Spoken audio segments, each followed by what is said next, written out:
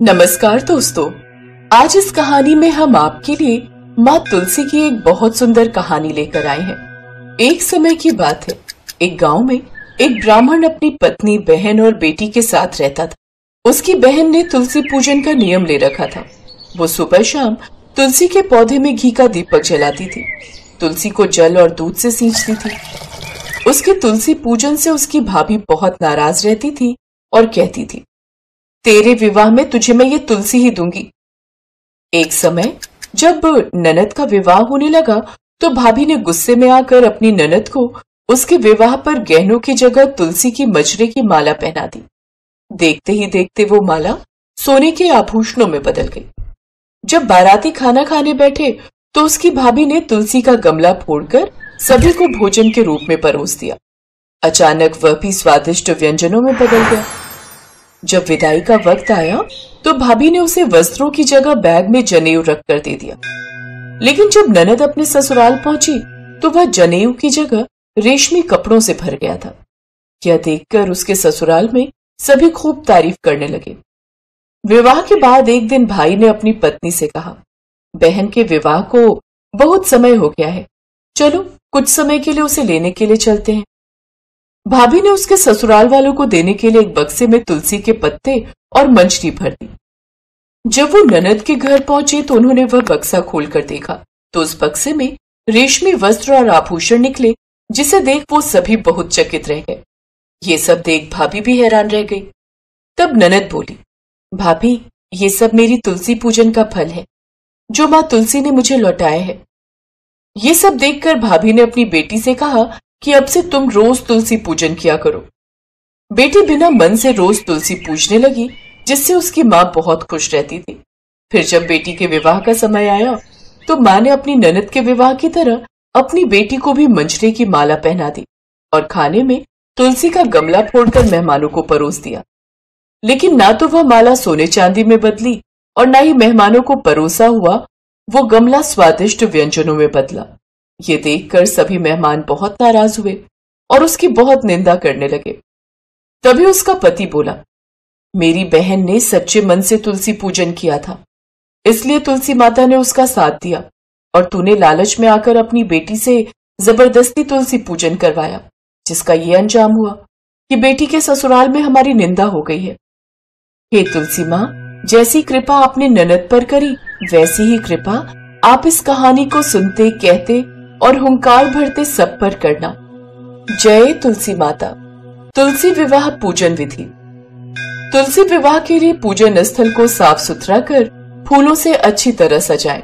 तुलसी के गमले में गन्ने का मंडप जरूर बनाएं। तुलसी माता का 16 श्रृंगार कर चुनरी अर्पित करें। तुलसी विवाह करने के लिए सबसे पहले चौकी बिछाएं, उस पर तुलसी का पौधा और शालिग्राम को स्थापित करें। इसके बाद इनके पास में कलश में पानी भर कर रखें। तुलसी और शालिग्राम पर गंगा जल छिड़क कर घी का दिया जलाएं। इसके बाद दोनों को रोली और चंदन का टीका लगाएं। इसके बाद शालिग्राम को हाथ में लेकर तुलसी की परिक्रमा करें। इसके बाद फिर तुलसी को शालिग्राम की बाईं ओर रखकर आरती करें।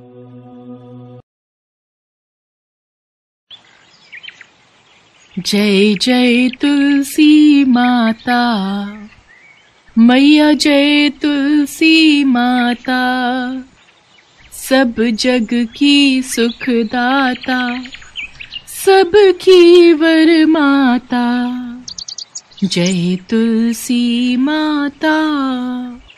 हे तुलसी मैया, मेरे घर परिवार में अपनी कृपा बनाए रखना। जय तुलसी माता। माँ, आप रोजाना तुलसी के पौधे की पूजा क्यों करती हो? महिमा, तुलसी माता हम सबकी माँ है और वो हमारी हर दुख में सहायता करती हैं। इसलिए जीवन में कभी भी अपने आप को अकेला महसूस करो तो तुलसी माता को याद करना, वो तुम्हारी सदैव रक्षा करेंगी। अरे जानकी, बस छूट जाएगी, फिर शाम तक इंतजार करना होगा।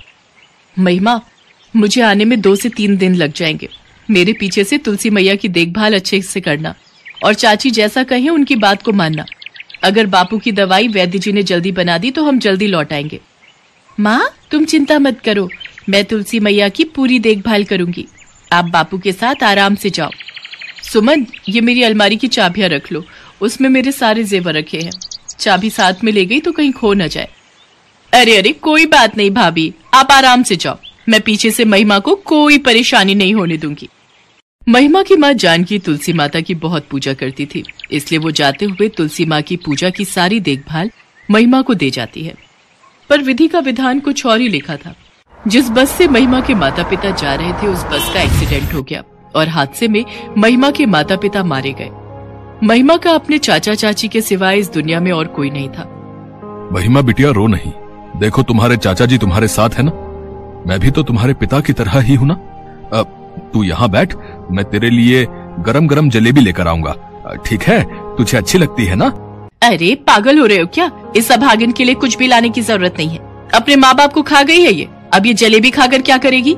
जो घर में रूखा सूखा पड़ा है वही खाने दो इसे, ज्यादा सिर चढ़ाने की जरूरत नहीं है। अपनी पूजा बिटिया के बारे में तो इतना कभी नहीं सोचते। चाची मुझे भूख नहीं है, आप मुझे वो रोटी दे दो, मैं वो खा लूंगी।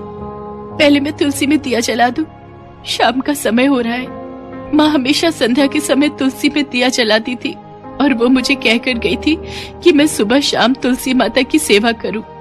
खुद तो तेरी माँ ऊपर चली गई और तेरे ऊपर ये काम छोड़ गई है। घर के काम पहले खत्म कर, बाद में तुलसी में दिया जलाना। महिमा शाम का खाना बनाती है। सारा काम खत्म करके वो तुलसी में दीपक जलाती है और वहीं तुलसी माता के पास बैठकर रोने लगती है। तुलसी मैया, माँ क्यों चली गई? माँ बापू के बिना दिल नहीं लगता, मैं उनके बिना बहुत उदास हूँ, मुझे नींद भी नहीं आती। माँ कहती थी आप तो सबकी माँ हो। माँ मुझे बहुत डर लगता है, आप मेरे साथ रहोगी ना? महिमा आंगन में बैठी रो रही थी, तभी उसे तुलसी के पौधे में से आवाज आती है। महिमा डरो नहीं, जब तक मैं तुम्हारे साथ हूँ तुम्हारा कोई भी बाल बांका नहीं कर पाएगा। बेटी तुम बिल्कुल भी चिंता मत करो, तुम्हें जब भी कोई परेशानी हो तो तुम मुझे याद कर लेना, मैं तुम्हारी मदद को आ जाऊंगी। तुलसी माँ, ये आवाज तो तुलसी मैया के पौधे से आ रही है, इसका मतलब तुलसी मैया तक मेरी प्रार्थना पहुँच गई है। मैया अब मैं बिल्कुल भी नहीं डरूंगी, मैं जानती हूँ आप मेरे साथ हो। महिमा तुलसी माता की आवाज सुनकर खुश हो जाती है। उसको यकीन था कि तुलसी माता का आशीर्वाद उसकी माँ के रूप में उसके साथ था। पर महिमा की चाची के स्वभाव में बहुत अंतर आ गया था। वो तो बस यही चाहती थी कि जो भी जेवर महिमा की माँ उसे देकर गई थी वो उन जेवर को हड़प ले, पर माँ तुलसी के होते हुए ऐसा कभी नहीं हो सकता था। ये सारे जेवर चुपचाप संदूक में छुपा देती हूँ और किसी दिन मौका देखकर सारे जेवर बेच दूंगी और पैसों को अपने पास जोड़कर रख लूंगी। ये पूछेंगे तो बोल दूंगी चोर चुरा कर ले गया। महिमा की चाची सारे जेवर संदूक में बंद करके ताला लगा देती है। महिमा, ओ महिमा, कब से तुझे आवाज लगा रही हूँ? मैं बाजार जा रही हूँ, मेरे लौटने तक सारे कपड़े धोकर आंगन को अच्छे से लीप देना और दोपहर का खाना बनाकर रख देना। कोई भी काम रहा ना तो तेरी खैर नहीं। मुझे तो मिट्टी से आंगन लीपना आता ही नहीं, मैंने ये काम कभी नहीं किया चाची। बड़ी आई काम के बहाने ढूंढने वाली, जैसे मर्जी कर, पूरा आंगन अच्छे से लिपा होना चाहिए। महिमा को सारे घर का काम देकर उसकी चाची अपनी बेटी के साथ बाजार घूमने चली जाती है। हे तुलसी माँ, मेरी मदद करो, मुझे आंगन लीपना नहीं आता, चाची आकर बहुत मारेगी। महिमा रोने लगती है। तभी उसके सामने तुलसी माता प्रकट होती हैं और एक साधारण स्त्री का रूप ले लेती हैं। बेटी तुम चिंता मत करो, लाओ मिट्टी दो, मैं तुम्हारा पूरा आंगन लीप देती हूँ। माँ मैं जानती थी आप मेरी मदद को जरूर आओगी। साधारण स्त्री के रूप में माता तुलसी मुस्कुराने लगती हैं। कुछ देर बाद महिमा देखती है माँ तुलसी ने कुछ ही पलों में सारा काम खत्म कर दिया। माँ आपने तो सारा काम चुटकियों में ही खत्म कर दिया, अब चाची मेरे ऊपर गुस्सा नहीं करेंगी। बेटी अब तुम थोड़ी देर आराम से सो जाओ। महिमा वहीं तुलसी के पौधों के पास सो जाती है और देवी तुलसी अंतर ध्यान हो जाती है। महिमा की चाची जब घर आकर सारा काम निपटा हुआ देखती है तो वो हैरान रह जाती है। अब वो रोजाना कठिन से कठिन काम महिमा को देकर जाने लगी, पर तुलसी माता आकर सारा काम कर देती थी। एक दिन महिमा की चाची ने चोरी छुपे तुलसी माता को स्त्री के रूप में घर का काम करते हुए देख लिया। ये बात है, तब भी मैं कहूँ महिमा इतनी जल्दी तो घर के काम नहीं निपटा सकती।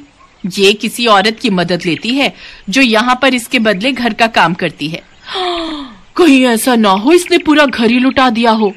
कोई भरोसा नहीं है, ये काम के बदले इसे कुछ न कुछ जरूर दे रही है। एक बार संदूक में जाकर देखती हूँ, कहीं जेवर तो इसे दान में नहीं दे दिए। महिमा की चाची कमरे में जाकर संदूक देखती है जिसमें महिमा की माँ जानकी के जेवर रखे हुए थे, पर संदूक में जेवर की जगह पत्थर थे। महिमा की चाची अपना सिर पीट लेती है। हे राम, मैं तो लुट गई, बर्बाद हो गई। सुनो जी, जेठानी जी के सारे जेवर चोरी हो गए। जरूर इस महिमा ने उस औरत को दे दिए जिससे ये चोरी छिपे घर के काम करवाती है। इसे बोलो उस औरत को बुलाए, वो कहाँ रहती है, चुपचाप चोरी किए हुए सारे जेवर वापस करेगी। महिमा, तुम्हारी चाची किसके बारे में बात कर रही है? और सुलोचना घर का काम किसी और से करवाती है, तो फिर तुम क्या करती हो? घर के काम तो तुम्हें करना चाहिए ना। मुझे कुछ भी समझ में नहीं आ रहा है।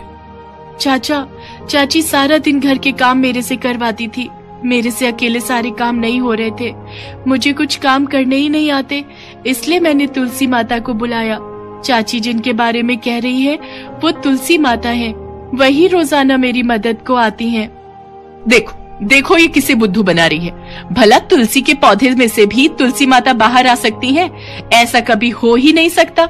ये तो पागल हो गई है या किसी के कहने पर ऐसा कर रही है। इससे पूछो कि सारे जेवर कहाँ हैं। ना जाने इसने किसे दे दिए। सबसे पहले तो उस औरत को बुलाए, इसको बोलो अभी के अभी बुलाए। हे तुलसी मैया, चाची को विश्वास नहीं हो रहा कि आप मेरी मदद को आती हो। माँ आओ ना, मेरी मदद करो। चाची को बताओ मैंने आपको कोई गहने नहीं दिए हैं। हे तुलसी माता, मेरी मदद करो। महिमा रोने लगती है। तभी तुलसी के पौधे में से माँ तुलसी प्रकट होती हैं। घबराओ नहीं महिमा बेटी, मेरे होते हुए तुम्हें कुछ नहीं होगा। सुलोचना, तुम्हारे मन में लालच में देख सकती हूँ। तुमने एक भोली भाली बच्ची पर कितने अत्याचार किए हैं। मैं इसका दंड तुम्हें अभी दे सकती हूँ। नहीं माँ, चाची को कुछ मत कहो। चाची की तरफ से मैं माफी मांगती हूँ। हे तुलसी माँ, आपके दर्शन पाकर हम तो कृतार्थ हो गए। हमें क्षमा करो माँ, मैं इन सबसे अनभिज्ञ था। मुझे नहीं पता था कि सुलोचना महिमा के साथ ऐसा व्यवहार करती है। मुझे माफ कर दो मैया, मुझसे भूल हो गई। मेरी आंखों पर लालच का पर्दा पड़ गया था। मैं आज के बाद कभी भी महिमा और पूजा दोनों में भेदभाव नहीं करूंगी। मुझसे गलती हुई माँ। तुलसी माता संदूक में रखे पत्थरों की तरफ अपने आशीर्वाद का हाथ बढ़ाती है और पत्थर फिर से जेवर में बदल जाते हैं। उसके बाद सबको अपना आशीर्वाद देकर तुलसी माता अंतर्ध्यान हो जाती है। उस दिन से महिमा की चाची भी तुलसी माता की सेवा में लग जाती है। माँ तुलसी के आशीर्वाद से महिमा के जीवन में सब कुछ ठीक हो जाता है।